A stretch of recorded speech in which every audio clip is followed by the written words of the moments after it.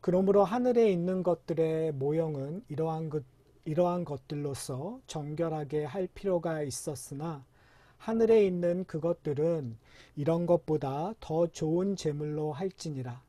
그리스도께서 참 것의 그림자인 손으로 만든 성소에 들어가지 아니하시고 바로 그 하늘에 들어가사 이제 우리를 위하여 하나님 앞에 나타나시고 대제사장이 해마다 다른 것의 피로서 성소에 들어가는 것 같이 자주 자기를 드리려고 아니하실지니 그리하면 그가 세상을 창조한 때부터 자주 고난을 받았어야 할 것이로되 이제 자기를 단번에 제물로 드려 죄를 없이 하시려고 세상 끝에 나타나셨느니라. 히브리서 저자는 우리에게 지속적으로 예수 그리스도와 유대교가 중요시 여기는 것들을 비교합니다. 그래서 예수 그리스도의 우월성에 대해서 지금 지속적으로 이야기하고 있습니다. 예수 그리스도의 우월성을 인식하고 고백해야만 그리스도의 교회를 떠나지 않을 거라는 그런 생각을 히브리서 저자는 갖고 있었던 것 같습니다. 오늘 본문 역시 우리에게 또 다른 것을 비교하여 대조시키고 있습니다. 그것은 모형과 원형입니다. 즉 예수 그리스도가 하늘의 원형으로 이 땅에 왔는데 그동안에 유대교회에서 목격하고 경험했었던 것들은 모형이라는 거죠.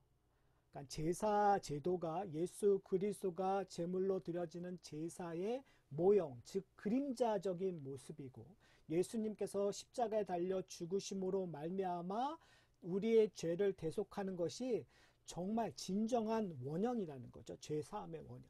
그러니까 그것을 지금 비교하고 있습니다. 사랑하는 성도 여러분, 여러분 이렇게 여러분이 좋아하는 그림이 있을 거예요. 뭐 반고의 그림이라든지 여러분이 생각하는, 그런데 그 좋아하는 그림을 우리가 원본을 살 수가 없어요. 심지어 정말 좋은 박물관도 그 원본을 소유하고 있지 않을 때가 상당히 많아요. 왜 그럴까요? 그 밸류가 우리가 상상할 수 없는 값을 갖고 있기 때문에 개인이 그것들을 살 수가 없어요. 그래서 나오는 것이 카피본입니다. 그러니까 프린트라는 것을 하는 거죠. 원본을 사진을 찍어서 그것을 프린트하는. 그래서 우리가 일정 금액을 지불하면 그 프린트를 사고 그걸 액자를 해서 저희 집에 이렇게 달아 놓습니다. 그걸 볼 때마다 그림을 즐기는 거예요. 근데 여러분 한번 생각해 보세요. 그것이 갖고 있는 밸류가 내가 원본은 아니지만 그 카피본이 우리 집을 밝게 해주고 내가 그걸 볼 때마다 나에게 기쁨과 평안을 줘요. 난 즐기는 거죠.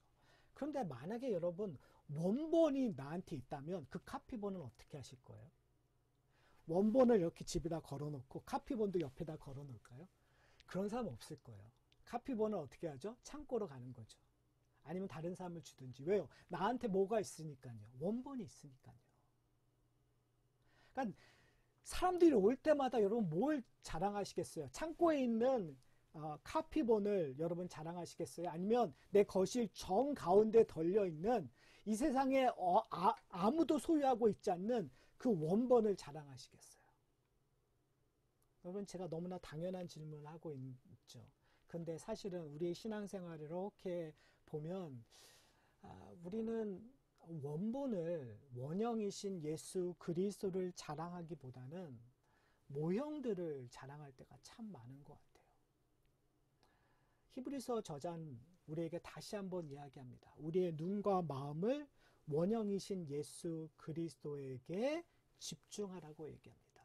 원형이신 예수 그리스도가 우리에게 하신 일을 온전히 깨달으라고 이야기하고 있습니다.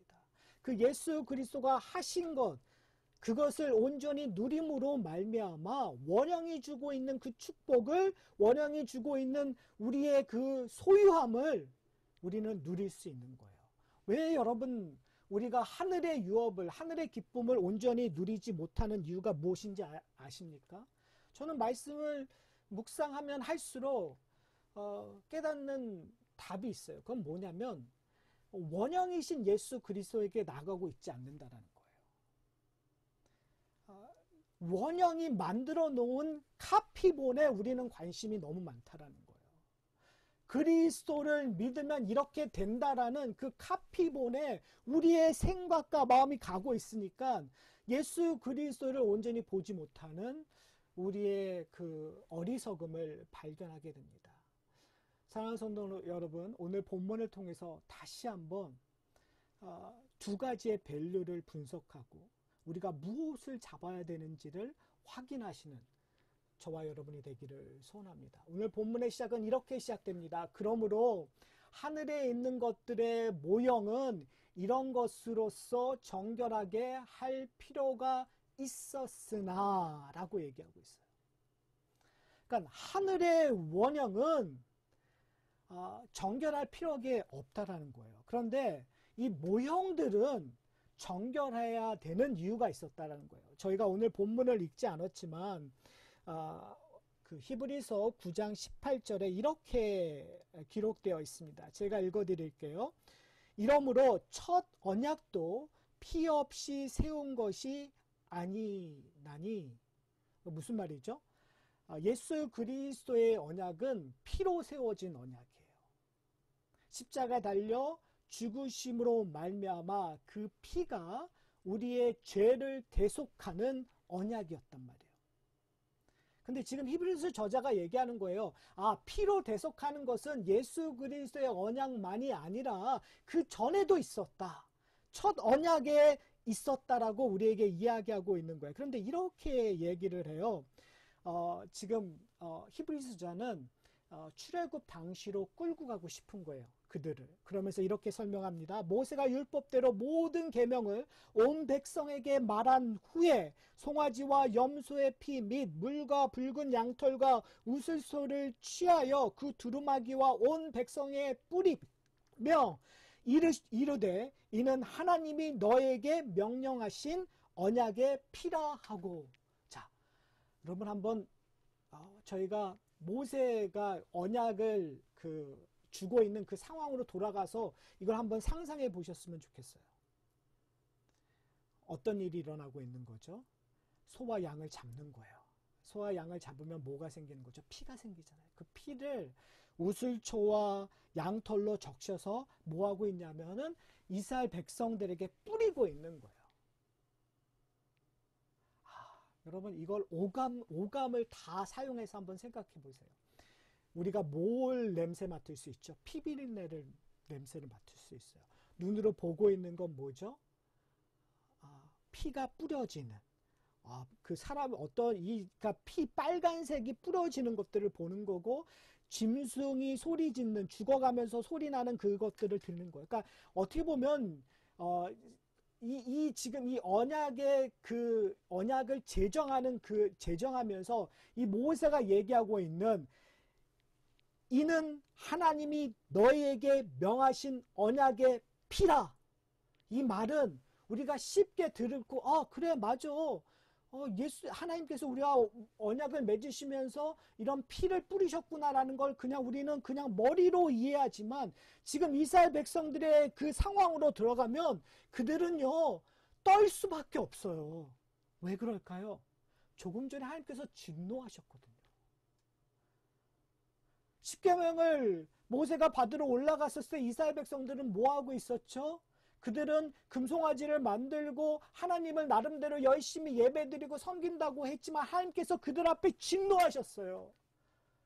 하나님께서 그들을 다 죽여 없어버릴 수 있는 그런 상황이었어요. 그들은 죽음 앞에서 떨 수밖에 없었던 거. 그들이 지금 양들이 죽어가는 그 죽음이 바로 그들의 죽음이었을 거란 말이에요. 그런데 지금 하나님께서 그들 앞에서 무엇을 보여주냐 하면 너희들 대신 누가 죽겠다라는 거예요. 너희들이 하나님 앞에 나오기 위해서 지불해야 되는 것이 있는데 누군가 죽어야 그래야 하나님의 거룩 앞에 나올 수 있는 은혜를 경험할 수 있다라는 거예요. 그러니까 하나님과 인간이 계약을 맺는다라는 건, 언약을 맺는다는 건 평등조약이 아니에요, 여러분. 동일한 사람이 언약을 맺는 것이 아니라 그 위대하시고 거룩하시고 모든 것을 소유하신 하나님 앞에 죄인이 언약을 맺는 거예요. 범죄한 자들이 언약을 맺는 거예요. 실패하고 좌절하고 절망하고 아무 소망이 없는 자가 하나님 앞에 언약을 맺는 거예요. 근데 그 언약을 맺기 위해서 해야 되는 것이 뭐냐면 나를 대신하여 누군가 죽어야 된다는 거죠. 그래야 하나님의 은혜 안으로 들어갈 수 있는 거예요. 하나님이 주신 은혜를 맛볼 수 있는 거예요. 하나님이 주신 그 풍요로운 삶을 경험할 수 있는 거예요. 은혜의 기쁨을 나눌 수 있는 거예요. 저는 이 장면을 생각하면서 한 사건이 떠올랐어요. 그것은 뭐냐면 창세기의 한 사건이에요. 여러분 기억나십니까? 하나님께서 이 땅을 창조하셨을 때 모든 것이 보기에 좋았더라고 했었어요. 모든 것이 완벽했어요. 모든 것이 충만했었어요. 그런데 아담과 하와가 범죄하자 그 에덴 동산은 하나님의 심판의 장소로 변했어요. 하나님의 거룩 앞에 그들은 죽음이 눈앞에 있음을 깨닫고 나무 뒤로 숨었었어요.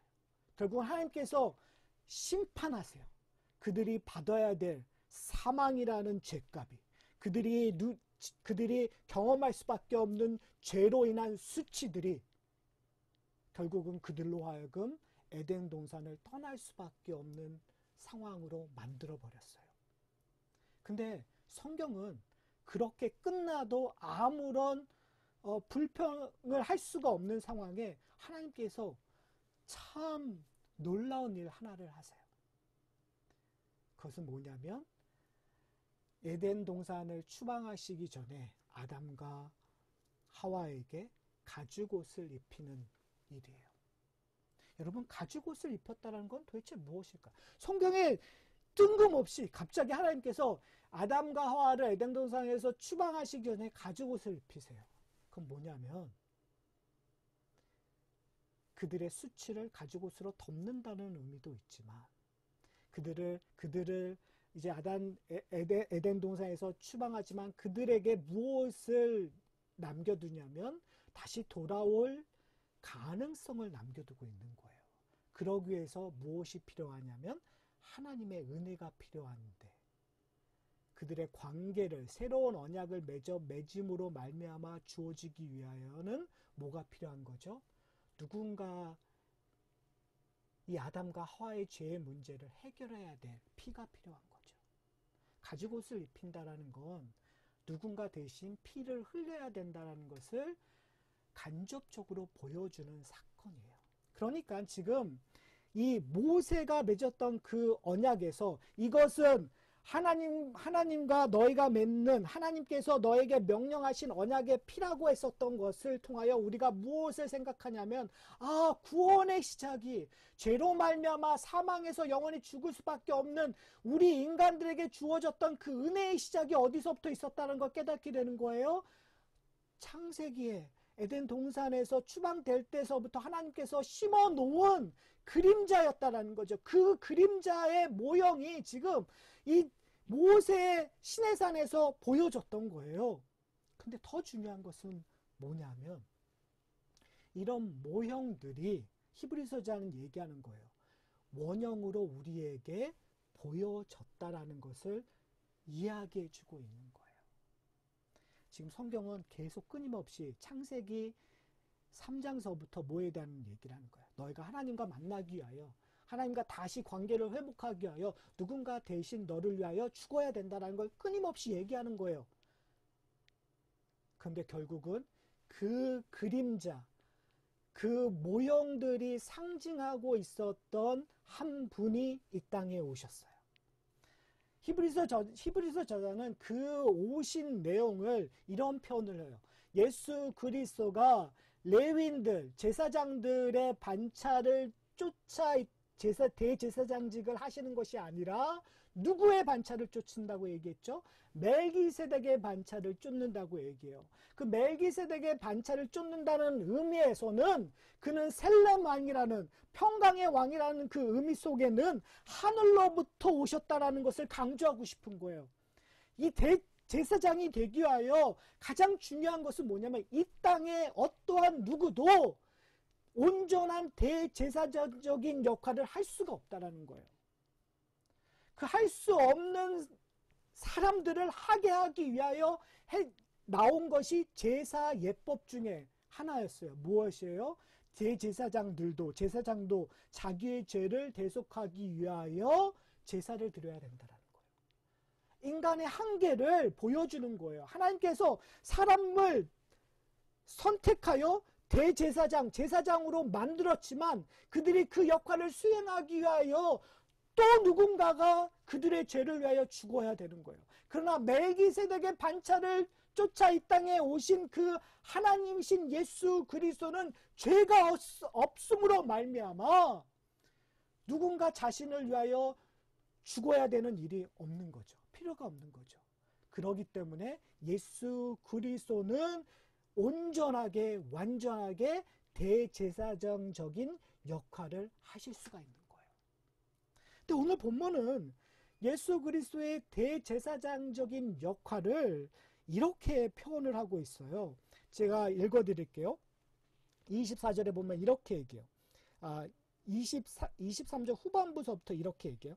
하늘에 있는 그것들은 이것들보다 더 좋은 제물로 할지니 그리스도께서는 참것의 그림자인 손으로 만든 성소에 들어가지 아니하시고 바로 하늘에 들어가사 이제 우리를 위하여 하나님 앞에 나타나시고, 그러니까 예수님께서 대제사장적 직을 어떻게 수행하는가를 이야기를 하는 거예요. 그가 뭐 했다고요? 옛 모형이 드렸던 제물로 드리지 않는다고 얘기해요. 더 온전한 제물로. 온전한 제물로 드린 결과가 뭐냐면 성소에 들어가지 아니하시고 어디로 들어가신다는 거예요. 하늘로 곧장 들어가신다는 거예요. 그러니까 지금 한번 여러분 생각해 보세요. 이 땅에 지금 히브리서 저자가 배교를 하고자 하는 사람들에게 끊임없이 경고하는 것이 뭐냐면 너희가 지금 글로 돌아가고자 하는 가장 큰 이유 중에 하나가 성전에서 드리고 있는 그 제사에 그 종교적인 그러한 경험을 못했기 때문에 자꾸 글로 돌아가고자 하고 있지 않느냐. 그런데 한번 자세히 보자. 거기는 항상 문제점을 갖고 있다는 거예요. 근데 예수 그리스도는 그거와 다르다는 거죠. 더 이상 그들이 드리고 있는 제물로 드리지 않고 이제 어디로요? 그들이 들어가 있는 성소로 들어가지 않고 하나님 나라로 들어간다라는 거예요. 두 가지를 저희가 좀 봐야 될 것 같은데 그렇다면 뭐가 더 좋은 제물이라는 거예요? 지금 여기서 얘기하고 있는 더 좋은 제물이라는 것은 뭘 의미하는 걸까요? 예, 그렇죠. 예수 그리스도 본인이 제물로 드려지는 것을 얘기해요. 아브라함이 이삭을 죽이려고 하는 그 순간 하나님께서 아브라함아 아브라함아라 부르시고 뭐라고 얘기해요? 내가 이삭 대신 제물을 준비해 놓았다라고 얘기했던 것처럼, 그렇죠? 그 양이 상징하고 있었던 온전한 예수 그리스도. 그래서 세례 요한은 예수 그리스도를 보면서 이렇게 표현하잖아요. 세상 죄를 지고 가는 어린 양을 보라고 얘기하고 있잖아요. 그러니까 예수 그리스도께서 모든 세상의 죄를 다 감당하시고 십자가에 달려 죽으실 만큼 그는 뭐가 없으신 거예요? 죄가 없는 거예요. 완전한 순전한 제물로 하나님 앞에 드렸다라는 거예요. 그러기 위해서는 하늘로부터 나야 되는 거예요. 여러분 한번 잘 생각해야 될 것이 있는데요. 저희가 신앙생활하면서 항상 문제가 되는 부분들이 이 죄사함에 대한 확신에 대한 문제인 것 같아요. 제가 히브리서 설교하면서 제가 이렇게 말한 것이 몇 번 있어요, 여러분.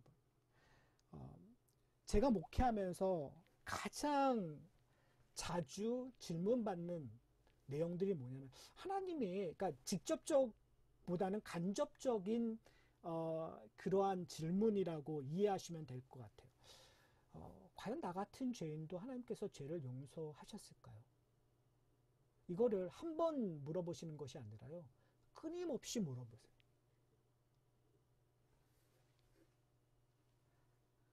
여러분 어떻게 생각하세요? 예수 그리스도의 십자가의 대속의 그 피가 우리의 죄를 과거, 현재, 미래까지 깨끗하게 단번에 완전히 정결케 하셨나요? 아멘. 그쵸? 아멘. 그런데 왜 여러분이 왜 자꾸 옛날에 과거에 내가 죄 지은 것 때문에 지금 고민하세요? 내가 옛날에 하나님 앞에 뭔가 잘못해서, 하나님 앞에 불순종해서, 교회에 헌신하지 않아서, 내가 뭔가 제대로 하지 않아서 지금 내가 뭔가 잘못되고 있다고 왜 자꾸 그렇게 생각하세요? 이것은 한 분, 몇 분만이 아니라 거의 대부분의 성도들이 늘 고민하고 있는 문제예요. 예수 그리스도의 십자가의 죄, 대속의 능력을 그렇게 확신하면서 믿으시면서 순간순간 내가 또 뭔가를 해야지 하나님께서 내 죄를 용서해 주실 거야 라는 그런 생각을 하고 있는 거예요. 그렇다면 오늘 본문에서 얘기하고 있는 것처럼 오늘 본문은 이렇게 얘기해요. 25절에 대제사장이 해마다 다른 것의 피로서 성소에 들어가는 것 같이 자주 자기를 드리려고 뭐요? 아니하실지니. 여러분, 우리는 예수 그리스도의 십자가를 구약적인 제사의 개념으로 이해하시면 우리는 원형이신 예수 그리스도를 온전히 받아들이지 않고 자꾸 모형적인 거에 계속 거기에 있는 거예요. 여러분, 모형적인 것은 어떻게 하는지 아세요? 내 죄를 지면 그 죄의 값을 치르기 위하여 대제사장에 가야 돼요. 그리고 내 죄를 대신할 양을 잡아서 번제를 드리거나 제사를 드리는 거예요. 근데 또 죄를 져요. 그럼 어떻게 해야 되죠? 또 가는 거예요. 매번 대제사장을 찾아가는 거죠. 이런 식의 모습들이 고해성사로 나타나요. 내가 죄를 지면 하나님 가서 내가 죄를 졌어요. 그러면은 그 고해성사를 받는 사람이 이거 하면 내 죄가 용서되리라 하면 내가 죄 용서받는 것 같아요. 그러면 또 죄를 지면 또 가갖고 고해성사에서 그러면 내 죄를 용서하리라. 그러면 또 마음이 편해지고. 그런데 우리가 기억력이라는 것이요, 그렇게 오래 지속되지 않잖아요. 그러다 보니까 조금 있으면 내가 분명히 내 죄가 용서됐다는 거 알았던 그 죄를 나중에 1년 후에 또 가서 그 죄를 고백하고 있는 우리의 모습들을 발견하게 된단 말이에요. 사랑하는 성도 여러분, 오늘 본문에서 이야기하고자 하는 것이 무엇입니까? 뭐라고 얘기하면 이렇게 얘기해요. 26절에 그리하면 그가 세상을 창조한 때부터 자주 고난을 받아야 할 것이로되 이제 자기를 단번에 제물로 드려 죄를 없게 하시려고 세상의 끝에 나타나셨느니라. 히브리서가 뭐라고 얘기하는 거예요? 예수님께서 지금 나타나신 이유가 그가 십자가에 달려 죽으심으로 단번에 우리의 죄를 완벽하게 정결케 하셨습니다.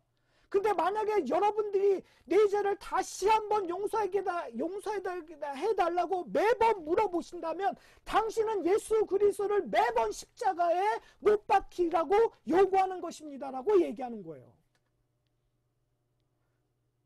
여러분, 이건 말도 안 되는 죄예요. 내 죄 때문에 예수님을 끊임없이 십자가로 소환시키는 거예요. 그 말은 뭐냐면 내 죄를 인식하고 내가 죄 앞에서 센시티브해지고 내 죄를 인정하는 거 너무 좋은 거죠. 그런데 문제는 뭐냐면 그 대속하는 십자가의 그 능력을 자꾸 반감시키는 거예요. 충분히 모자른 것이 하나도 없이 십자가의 피로, 대속의 피로 완벽하게 정결하게 했는데 자꾸 이것도 용서해 주세요. 한 번 더 해주세요. 또 해주세요. 또 해주세요 하면 될까요? 안 될까요? 안 되겠죠. 여러분, 왜 이런 일이 일어나는지 아세요? 제가 아까 말씀드렸잖아요. 자꾸 원형이 얼만큼 주는지 우리가 그 의미를 온전히 깨닫지 못하는 거예요. 자꾸 모형적으로 가요. 제가 이 말을 하는 이유는 뭐냐면 우리는 자꾸 교회의 전통, 우리 신앙생활의 전통에 얽매여서 이렇게 해야만 하나님께서 제 용서를 해주실 거예요. 이렇게 해야만 축복해 줘야 한다는 걸 놓치니까 정말 십자가의 대속의 능력을 잊어버리고 자꾸 어떤 행위적인 거에만 관심이 있는 거예요.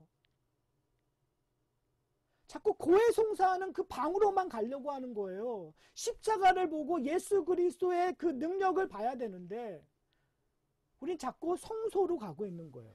예수님은 어디로 가셨는데? 하늘로 올라가셔서 지금 하늘 보좌 위에서 대제사장적인 역할을 하고 계시는데 우리는 자꾸 땅에서 모형으로 보고 그것도 어디서요? 창고에서 그라지에 가야 되는데 아직도 우리 제가 너무 답답한 거 있죠. 왜 그러냐면 좋은 건 어디에 있냐면 지금 창고, 그라지, 지하, 다락방 먼지가 콱콱 쌓여 있고 모형은 어디예요? 그냥 거실에 크게 금액자로 그리고 매번 먼지 털고 모형을요.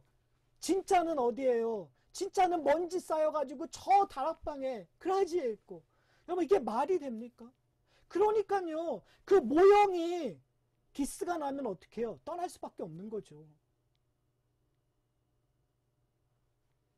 모형이 나한테 더 이상 기쁨을 주지 않으면 떠날 수밖에 없는 거예요. 그래서 교회를 떠나는 거예요.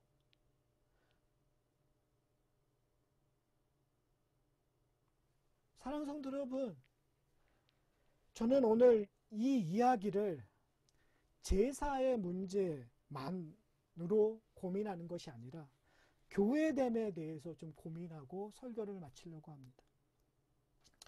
여러분, 교회가 드러나야 될 것이 무엇일까요? 제가 이렇게 교회라 함은 사실은 우리의 삶 전체를 아우르는 거예요. 교회의 가장 기본 단위는 가정이라고 생각하시고 여러분, 우리의 가정이나 아니면 이 교회에서 드러나야 될 것이 무엇일까요?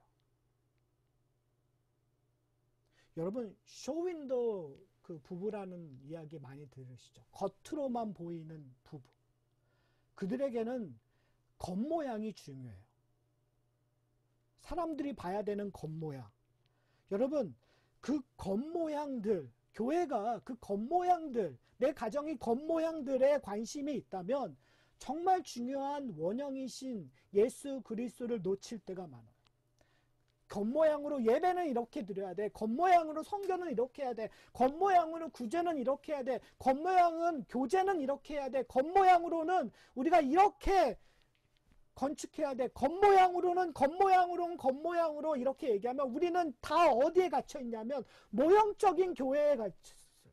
끊임없이 하나님의 사랑을 이야기하지만 어디에요? 모형적인 하나님의 사랑에만 있는 거예요. 끝없이 하나님의 은혜를 이야기하고 있지만 우리는 어디에 갇혀 있는 거예요? 모형적인 은혜에만 갇혀 있는 거예요. 근데 중요한 건 뭐냐면 모형적인 시대에는 그것이 맞아요. 아직 원형이 오지 않았으니까 모형적인 시대에는 그걸로 원형이신 하나님을 바라보기 위하여 너무나 중요한 거예요. 근데 중요한 것은 뭐냐면 이제 원형이신 예수 그리스도가 우리 안에 임하셨고 성령이 원형이신 예수 그리스도를 증거하고 있는데도 우리는 자꾸 모형에만 관심을 갖고 있다면 문제죠. 그렇기 때문에 교회는 끊임없이 원형이신 예수 그리스도로 향해야 돼요. 그래서 우리가 갖고 있는 모형들을 버리고 끊임없이 하나님이 주시는 원형의 은혜로 다가가는 것, 그럴 때 교회가 역동성이 있는 거예요. 그럴 때 교회가 사랑으로 거듭나는 거예요. 그럴 때 교회가 말씀을 가지고 세상에 나갈 수 있는 거예요. 그렇지 않으면 자꾸 모형적으로 세상으로 나가면 결국은 얘기할 수 있는 게 우리 교회 런치는 좋아. 근데 문제는 뭐냐면 이제 팬데믹 때문에 런치를 보여줄 수 있고 나눌 수도 없는 상황이에요. 그럼 뭘 나누시겠어요? 만약에 우리 가운데 원형이신 예수 그리스도만 있다면, 그걸로만 좋고 그걸로만 능력이 있고 그걸로만 행복하다면 상황이 어떻게 변하든 중요하지 않죠. 어떠한 상황이든 팬데믹 때문에 우리끼리만 예배드릴 수 있는 상황이든 아니면 그 예전으로 돌아가서 정말 거침없이 허그하고 뭐하고 다 할 수 있는 상황이든 다 괜찮을 수 있을 거예요. 근데 만약에 우리가 모형에만 갇혀 있다면 그걸 해결하기 위하여 끊임없이 노력할 거예요. 그걸 해결하는 것이 우리의 신앙이고 믿음이라고 끊임없이 우리를 속여갈 거예요. 근데 그것이 지칠 때가 온단 말이에요. 그것이 능력이 안 될 때가 있단 말이에요. 그때는 어떻게 해요? 교회를 떠나버리는 거죠. 신앙을 떠나버리는 거죠. 내 믿음이 없는 거죠. 모처럼요. 아, 내 죄가 용서됐나? 내가 구원받았나? 내가 이러고도 그리스도인인가? 끊임없이 그 쳇바퀴 안으로 돌아갈 수밖에 없어요. 근데 오늘 본문에서 얘기하고는 그걸 깨버리라. 왜요? 원형이신 예수 그리스도가 우리를 만나주시니까요. 히브리서 저자는 우리에게 그것을 증거하고 싶은 거예요. 예수 그리스도가 십자가에 달려 죽으셨는데 그 십자가의 피는 단번에 한 번에 완벽하게 우리의 죄를 깨끗하게 하셨다. 그러니 이제 너희는 죄에서 어떻게 해요? 자유하라. 이제는 어떻게 해요? 대속의 은혜로 이 땅에서 어떻게 사는 거예요? 그리스도를 닮아가며 하나님이 주시는 그 기쁨으로 이 세상을 살아가라고 요구하는 거예요. 왜요? 예수 그리스도가 우리의 대제사장이 되어 어디로 들어가셨습니까? 하늘로 들어가셨습니까? 온전한 곳으로 들어가셨습니까? 여러분 이게요 너무 어메이징한 얘기예요. 왜요? 예수님께서 하늘의 대제사장 되셨다는 건 뭐예요, 여러분?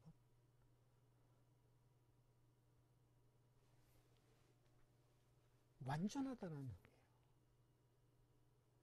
무슨 말이냐면요, 우리의 문제를 완전히 해결하셨다는 거예요. 이분도 그럼 내가 죄를 짓고 있음에도 불구하고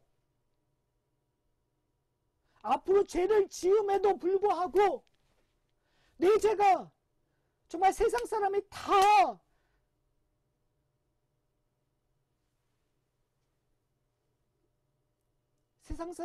다 보기에 추악하고 세상 사람이 나를 상대하고자 하지 않을 만큼의 죄라도 예수 그리스도의 십자가의 대속의 피가 깨끗하게 하셨다면 그 죄는 깨끗해진 거예요. 정결하게 된 거예요. 그걸 예수 그리스도가 하늘의 대제사장 되심으로 우리에게 완전히 개런티해 주셨다는 말이에요. 사랑하는 성도 여러분, 그것보다 더 큰 게 무엇이에요? 더 좋은 게 어디 있어요? 근데 문제는 뭐냐? 왜 자꾸 모형인 거기에 가서 자꾸 오늘도 내가 조금만 뭔가 잘못되면 하나님 제가 옛날에 그 죄 때문에 이렇게 됐나요? 하라고 왜 자꾸 글로 돌아가세요? 이미 하나님께서 용서해 주셨는데 하나님은 이미 기억도 안 하시는데 왜 자꾸 하나님의 기억을, 여러분 하나만 제가 예를 들게요. 인간은요 옛날 기억을 리마인드 시켜주면 그것 때문에 그때 기분이 또 나빠지기도 해요. 그쵸? 옛날에 아들이 나한테 잘못됐던 거 아들이 그냥 웃자고 하는 얘기로 말을 던졌는데 그걸 생각하면 인간은 또 기분이 나쁠 수 있어요. 그러나 하나님은 안 그러세요. 하나님은 우리가 그 얘기를 해도 하나님은 기억하지 않으세요. 왜요? 예수 그리스도의 십자가의 대속의 피가 완벽하기 때문에 그러면 이제 우리는 뭐예요? 우리가 그거 얘기하는 아무 의미 없다는 거예요. 우리가 해야 될 건 뭐냐면 죄를 기억하면 기억할수록 은혜가 많기 때문에 이제 어떻게 해요? 앞으로 죄 짓지 않기 위하여, 앞으로 하나님이 기뻐하시는 일들을 하기 위하여, 앞으로 하나님의 나라가 주는 그 풍성함을 누리기 위하여 어떻게 하라고요? 그리스도를 닮아가는 일에 열중하라. 그 말은 뭐예요? 원형이신 예수 그리스도를 내 거실의 가운데 놓고 늘 보라는 거예요. 더 중요한 건 뭐냐면 예수 그리스도를 내 마음에 넣고 언약을 내 마음에 새기셨으니까 내 마음에 놓고 늘 예수 그리스도를 기억하라는 거예요. 예수 그리스도가 요구한 대로 살라는 얘기예요. 말로 하는 것이 아니라 누리라는 거죠. 제가 많이 흥분했죠. 설교를 하다 보니까 제가 많이 흥분한 것 같아요. 이제 설교를 마치려고 합니다. 사랑하는 성도 여러분, 제가 이렇게 생각하다 보니까 원형이신 예수 그리스도를 자꾸 저 창고에다가 내놓는 제 모습을 발견하게 되더라고요. 그때 제 인생이 그렇게 행복하지 않아요. 겉으론 괜찮은 것 같지만 사실은 진짜 썩어져 가는 저의 모습을 그때는 모르지만 뒤돌아보니까 발견하게 되더라고요. 사랑하는 성도 여러분, 여러분은 지금 어디에 서 있습니까? 히브리서 저자는 우리에게 도전하고 있습니다. 하늘에 계시는 대제사장 예수 그리스도를 바라보라고 여러분에게 도전하고 있습니다. 그가 원형이라고 이야기하고 있습니다. 여러분 무엇을 잡으시겠습니까? 이 하산학교에는 무엇을 보여주기를 원합니까? 무엇을 소유하고 싶으십니까?